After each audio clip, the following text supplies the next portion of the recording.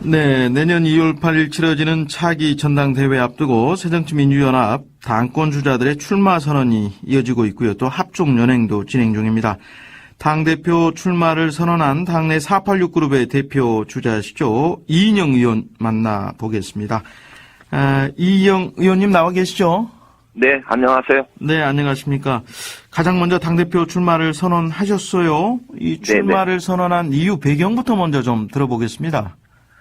네, 우선 친노, 비노로 양분되어 있는 당심을 방치하고, 이대로, 전당대회를 치르면, 일종의 회전문 당권 경쟁이 되어서, 당은 절망적 상황을 맞이할 것이라는 우려가 있었고요. 네.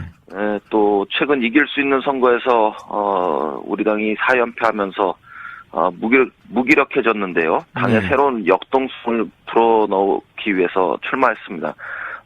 우리의 연패한 리더십, 분열된 리더십, 어떤 면에서는 오래된 리더십의 전면적 교체를 통해서 당의 주도 세력을 변화시켜야 한다. 이런 문제의식이 있었습니다. 네. 자, 이인영 의원께서 진단하는 당의 가장 큰 병폐, 고질적인 문제는 뭐라고 보십니까? 우리 당은 지금 4대강처럼 호수가 되어 있다는 비판에 직면했습니다. 예. 흐르는 물이 아니라 고인물처럼 되고 있는 거 아니냐, 이런 지적입니다. 계파의 볼을 쌓고 편견의 댐을 막고 또 연령의 벽을 쳐서 일종의 관성적 연패를 거듭하고 있는 거 아니냐, 이런 지적입니다. 그러다 보니 계파의 이익이 당의 이익보다 앞서고 좌파의 공천을 위해서 타인을 배제하게 되고 또 같은 당을 하면서도 경쟁 세력과 공존하고 소통하기보다는 패권적인 옥주가 있는 거 아니냐. 네. 이런 것이 가장 큰 문제다. 이런 지적이 있거든요. 예. 지금 당을 새롭게 혁신하는 전면적 리더십 교체 깃발을 들겠다. 출마 선언 기자회견에서도 이렇게 밝히셨어요. 네. 당 대표가 된다면 이런 이 고질적인 당대 병폐 문제들을 어떻게 해결해 나갈 건지 조금 구체적인 보관을 갖고 계십니까? 우선 협치의 리더십, 이것을 적극적으로 실천하겠다는 생각을 합니다. 패권과 독주 이런 것들을 완전히 없애고 철저히 소통하고 공유하겠습니다. 무엇보다 공천을 공정하고 투명하게 해서 시비거리를 일소하겠습니다. 당원 당규에 정해진 민주적 절차를 반드시 준수해서 개인기에 의존한 공천이 아니라 시스템 공천을 정착시키겠습니다. 그리고 중앙당부터 삼권 분립을 도입해서요. 인사 재정에서도 사당적 요소를 완전히 제거하고 특히 시도당의 인사와 재정의 독립성을 확대해서 분권 정당의 면모를 확립하고자 합니다. 네. 지금 보면 이런 비판이 많이 나오지 않습니까? 이 야당이 보면 이 계파도 문제지만 이 80년대식 감성 정치에 아직도 머물러 있다. 강성 운동권의 인식이 아직도 그대로 가지고 정치를 하고 있다. 이런 비판들이 많은데요. 이 의원께서는 이런 비판 들어보셨죠? 어떻게 생각하십니까? 일각에서 당이 타협하지 못하고 강경한 기조에 휩쓸리고 있는 거 아니냐 이런 지적도 있습니다만 예. 다른 한편에서 거리에서 투쟁하는 것보다 무기력한 정당의 모습을 보이고 있는 거 아니냐, 야당성을 상실한 거 아니냐, 이런 비판과 지적도 상당한 부분 존재합니다. 따라서 당이 중심을 잡고 균형을 이루는 것이 중요하다고 생각하고요. 예. 이 좌로나 우로나 치우치지 않고 네. 중심을 잡고 국민의 뜻에 따라서 예의와 명분 있게 행동해 나가면 해결할 수 있다 이렇게 생각합니다. 예, 야성을 잃어버린 이유는 뭘까요? 우선 지난 10년 동안의 집권의 경험 속에서 배워 있는 여당으로서의 체질 이런 것들을 완전히 버리지 못했다 이런 지적도 있고요. 예. 또 현장에서 특히 서민과 중산층의 삶의 현장에 밀착하지 못했다 이런 지적이 있습니다. 네. 따라서 최근에 을지로위원회를 중심으로 해서 네. 당이 현장과 서민들의 삶에 밀착하고자 했던 시도 이런 것들을 더 확대해서 예. 당의 체질로 만들어내는 노력이 필요하다고 생각하고요. 네. 국민적 공감과 분노가 있는 근데 국정원의 그 선거 개입 문제라든가 네. 또 세월호 사태를 방치했던 국가의 책무라든가 이런 것에 대해서는 적극적으로 대처해서 성과를 내는 이런 면모를 갖춰 나가는 것이 필요하다 이렇게 생각합니다. 그런데 지난 시기에 국정원의 선거 개입 문제라든가 세월호에 대처하는 과정에서 미흡했기 때문에 네. 생긴 지적이다 이렇게 말씀드릴 수 있겠습니다. 예. 이 의원께서는 자타공인 고 김근태 전 의원의 정치적 후계자로 불리시고요. 그래서 이제 이 486 그룹을 비롯해서 이 고 김근태 계열인 민주평화 국민연대 또 더 좋은 미래 등이 지지를 하고 있는 것으로 압니다만은 당내 진보 세력을 좀 규합한 것으로 어떻게 해석해도 되겠습니까? 네, 그런 의미도 있습니다. 그 민주화 운동 시절부터 그분들은 함께했던 동지였고요. 그러나 더 중요한 것은 지금 정치권에 들어와서도 네. 정치적인 모선이라 할까요? 아니면 정책의 방향 이런 것들을 같이 하고 있다는 것이 훨씬 더 중요하다고 생각합니다. 저 개인의 도전을 넘어서 서민의 가치 또 일하는 사람들의 가치 또 우리 사회에서 꼭 필요한 공동체의 가치, 공공성의 가치 그리고 평화와 통일을 위한 결단 이런 것들을 하고 함께 이뤄낼 수 있는 특히 민생의 진보를 근본적으로 실천할 수 있는 사람들이라고 생각하고요. 네. 그분들과 함께하는 깃발이고 싶습니다. 예. 반면에 이 486 그룹과 또 진보 세력이 그동안 당내 지지를 폭넓게 얻는 데는 좀 실패했다 이런 평가도 나와서 말이죠. 과연 기대만큼의 파괴력을 발휘할 수 있을까? 이게 좀 의문입니다. 이 문제 어떻게 극복해 나갈 계획이세요? 지적을 받아 마땅한 부분들은 저희가 맞을 건 맞고요. 네. 그러나 또 다른 한편에서 당내에 함께 하실 분들은 많이 계시기 때문에 적어도 지금 우리 당에 참여하신 분들은 우리 당의 보편적 복지라든가 경제 민주화라든가 한반도 평화를 향하는 그 가치에 동의하고 있는 분들이기 때문에 모두 함께 품을 건 품어 나가면서 정직하게 극복해 나가면은 가능하다 이렇게 생각합니다. 네. 지금 보면 당내 이 최대 계파인 친노 넘어서는 건 사실상 이 불가능에 가깝지 않느냐, 뭐 이런 그 관측 전망도 나오고요.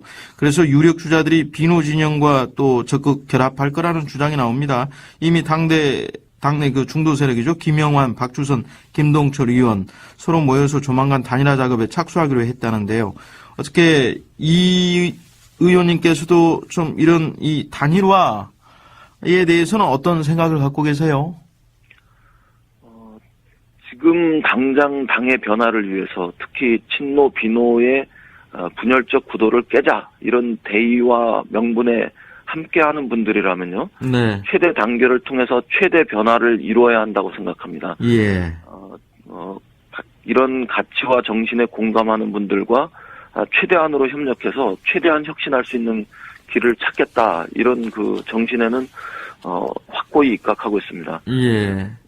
그래서 그러나 단지 누구는 안 된다. 네. 이른바 비노 연합을 짜자 이런 것들이라면은 그건 어떤 의미에서는 가치와 정신을 훼손할 수 있는 문제이기 때문에 네. 그것을 넘어서는 새로운 주도 세력을 만들고 친노와 비노를 다 뛰어넘어서 대통합을 다시 이룰 수 있는 이런 절박한 정신을 함께하고 있다면은 언제나 마음을 열어놓고 함께하겠습니다. 네. 글쎄요, 이렇게 거론하는 게, 글쎄, 이인영 의원님께는 좀 듣기 거북하실지도 모르겠지만, 이른바 빅3로 분류되는 이 문재인, 정세균, 박지원 의원, 비대위원직 사퇴를 했고요. 이 전대 출마를 공식 선언할 거로 보이는데, 이 세 분들의 행보에 대해서는 어떻게 지금 바라보고 계십니까? 훌륭한 자질을 갖췄고, 또 당내 지지 기반도 넓게 있고, 또 경륜도 있는 분들이기 때문에, 리더로서의 충분한 자격이 있다. 따라서 당연히 전당대에 출마할 만한 그런 분들이다. 이렇게 생각합니다. 네. 그러나 그 세 분만으로 이번 전당대회가 치러지면 당이 변화했다. 또 당이 변화라는 국민의 요구에 충실하게 부응한 것이냐 이런 회의도 있습니다. 네. 누가복음에 사람이 말해야 할 때 말하지 않으면 돌들이 소리 지를 것이다 이런 네. 말씀도 있지 않습니까? 예. 지금은 당이 새로운 리더십으로 과감히 변화해야 할 때이고 그것이 시대 정신이다 이렇게 생각합니다. 예. 그런데 말이죠. 세 분 모두가 비상대책위원으로 활동하신 분들이지 않습니까? 이분들이 그간의 당의 비상 상황 제대로 추스리고 당의 쇄신 또 변화의 노력을 얼마나 기울였느냐 이런 부분에 대해서는 지금 평가가 좀 엇갈려요. 이 의원께서는 어떻게 보고 계십니까? 당이 치명적으로 내상을 입고 어려워졌던 상황에서 기본 체력을 수습하고 추스리는 데는 일정한 기여를 하셨다 이렇게 생각합니다. 예. 그러나 세간의 지적대로 과연 당이 혁신하고 변화하는데 성과를 낸 것이냐 이런 비판은 정당하다 이렇게 생각합니다. 예. 따라서 이제 세 분이 물러나시고 새로운 비상대책위원들이 선임되셨는데요. 이분들은 세 분이 지난 시기에 하지 못했던 당의 혁신, 네. 과감한 변화 이런 것들을 추진하시고 성과를 내셨으면 좋겠다 이런 기대도 가지고 있습니다. 예. 전당대회 적용할 경선 규칙이 어제 결정되지 않았습니까? 오늘 물론 비대위 또 당무위원회 의결 절차만을 남겨두고 있는데요. 네. 지금 내용을 보니까 대의원 45%, 권리당원 30%, 국민과 일반당원 25% 비중을 두는 그런 안인데 네. 어떻게 이 의원께서는 어떻게 받아들이세요? 어차피 저는 대표 경선에 도전하겠다 이렇게 선언을 했고요. 네. 기왕에 선수가 출전하는 이상 룰을 탓할 수는 없는 문제다 이렇게 생각합니다. 예. 그러나 디테일하게 룰에 대해서 왈가왈부하는 것보다 네. 저는 큰 판의 변화를 도모하는 것에 선수들은 더 주력했으면 좋겠다고 생각합니다. 예. 어떤 의미에서는 이미 굳어져 있는 빅3의 판 이런 것들을 근저에서부터 요동치게 하는 그런 힘들을 새롭게 출장하는 그런 선수들이 만들어내는 것에 더 주력하고 고심했으면 좋겠습니다. 예. 그런데 지금 전당대회 출마 후보자가 많을 경우에 내년 1월 7일 예비 경선 이른바 이 컷오프를 통해서요. 당대표 네. 후보 3명, 최고위원 후보 8명을 가려내게 되는데요. 네. 이른바 컷오프 실시하는 데 대해서는 어떤 견해십니까?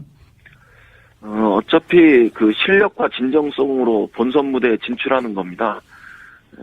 룰을 바꿔서 3명을 4명, 5명으로 늘려나가면서, 본선에 진출할 수 있는 기회를, 얻고, 그러는 것은 저는 작은 의미밖에 없다, 이렇게 생각합니다. 차라리 진검승부가 가능한 2인으로 압축하는 것이, 네. 5명으로 늘리는 것보다는 더 바람직하지 않느냐, 개인적으로는 그런 생각도 했었는데요. 예.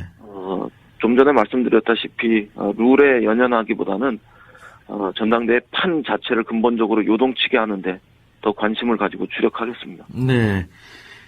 전국 현안에 대한 견해도 좀 여쭤보겠습니다. 지금 오늘이죠. 통합진보당에 대한 해산 여부가 오늘 헌법재판소에 의해서 결정이 되지 않습니까?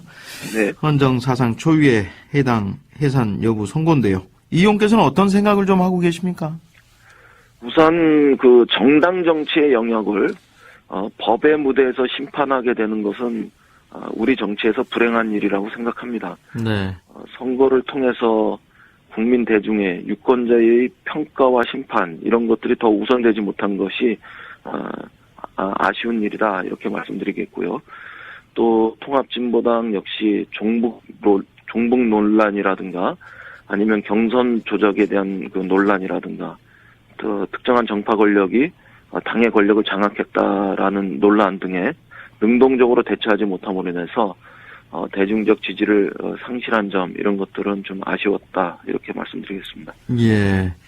그리고 하나 당내 글쎄요 문희상 비상대책위원장의 이 천암 대한항공 이 청탁 문제가 또 논란이 되고 있습니다. 이 네. 대변인을 통해서 이렇게 해명을 하는 것 자체가 좀 문제가 있지 않느냐, 본인이 직접 나와서 해명하고 사과해야 되는 거 아니냐, 지금 이런 언론의 지적이 잇따르고 있습니다만은 어떻게 이유는 어떻게 이 사안 보고 계세요? 저는 문희상 비대위원장께서 굉장히 훌륭한 인품과 덕목을 갖추고 계신 분이기 때문에 예. 본인이 그 문제와 관련해서 어떤 도덕적 정당성 이런 것들도 훼손하지 않으셨을 것이다 이렇게 믿고 또 신뢰합니다. 예. 그러나 문희상 비대위원장께서 신속하게 사실관계를 직접 밝히시고 예. 또 혹시라도 부적절한 행동이 있었다면 국민들에게 예. 해명하시고 또 예. 책임을 지시는 모습 이런 것들은 필요하지 않을까 이렇게 생각합니다. 예. 여기까지 들어야 될 것 같습니다. 네, 새정치민주연합 당대표 출마를 선언한 486 그룹의 대표 주자시죠. 이인영 의원과 말씀 나눠봤습니다. 인터뷰 감사드립니다. 네, 고맙습니다.